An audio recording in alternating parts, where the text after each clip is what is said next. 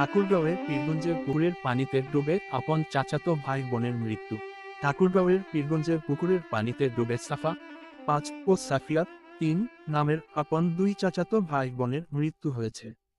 ৬ই অক্টোবর রবিবার পীরগঞ্জ উপজেলার ১ নং ভোমরাদহ ইউনিয়নের কুষারগাঁও নামক এলাকায় এ ঘটনা ঘটে। নিহত দুই শিশু ওই এলাকার দেলোয়ার হোসেনের ছেলে সাফা ও সুমনের মেয়ে সাফিয়া। দেলোয়ার ও সুমন তারা আপন ভাই।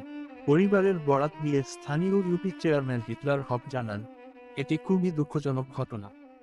একই পরিবারের দুই শিশু, ছেলে ও মেয়ে, জলে ডুবে মারা গেছে শুনেই ঘটনাস্থলে ছুটে আসি। ছেলে সাফা একটু বুদ্ধি প্রতিবন্ধী ছিল। তারা দুজন সকালে বাড়ির পাশে খেলা করছিল।